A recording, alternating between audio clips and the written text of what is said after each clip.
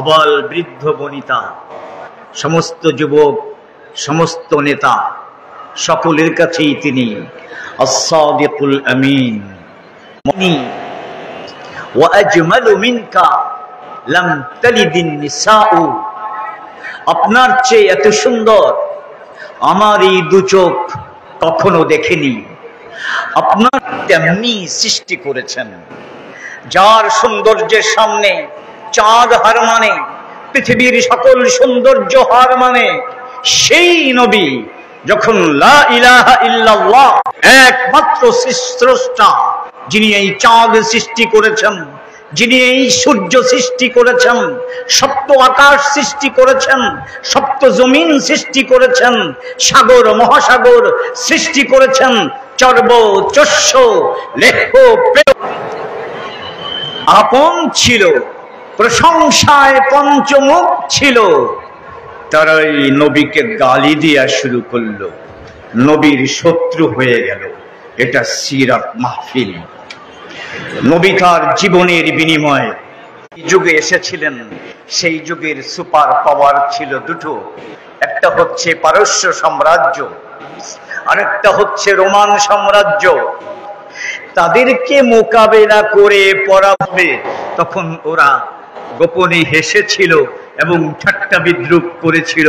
ইতিহাস সাক্ষী, আপনারা জানেন, বিস্তারিত বলার সময় নেই।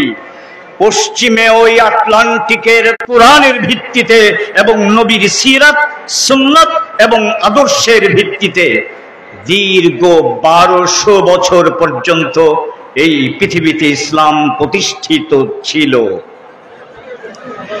এরপর আসুন, একটা কথা বলার দ্বারা কখনোই জুলুমের শিকার হয়নি, একজনও নয়।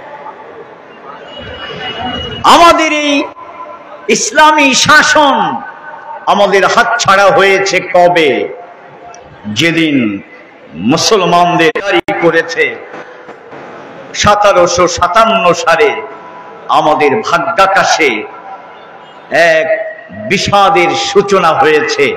তখন থেকে নিয়ে হিসাব করে দেখুন, আজকে পর্যন্ত 267টা ভালো করে আমাদেরকে এখন অনুধাবন করতে হবে। এর আগে একটু বলে রাখি, নবী করিম সাল্লাল্লাহু আলাইহি ওয়াসাল্লাম দলিল প্রমাণের মাধ্যমে প্রমাণ করেছেন ইতিপূর্বে যত ধর্ম পৃথিবী, এটা ওরা জানে। তাহলে কি দরকার? একটা নতুন ধর্ম দরকার, যেই ধর্ম দিয়ে তারা ইসলামকে মোকাবেলা করতে চায়। ভালো করে মনে রাখতে হবে, এই ধর্মের নাম হলো ধর্মনিরপেক্ষতাবাদ।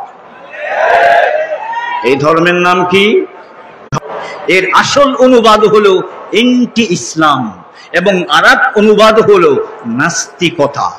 এবং এজন্যই আমরা দেখতে পাই, যেখানেই সেকুলারিজম কায়েম হয়েছে, সেখানেই ইসলামের সাথে চরম দুর্ব্যবহার করা হয়েছে।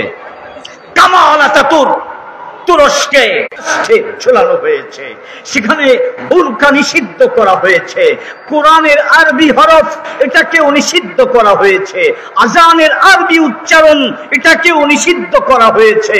একটা মাদ্রাসা রাখা হয় নাই, সেখানে যারা কোরআন শিখতে চেয়েছে আন্দোলন হয়েছে। আমি স্পষ্ট রূপে বলতে চাই, 6 দফার মধ্যে ধর্মনিরপেক্ষতার কথা নাই। 69-এর গণ অভ্যুত্থানের কোন ইশতেহারে ধর্মনিরপেক্ষতার কথা নাই।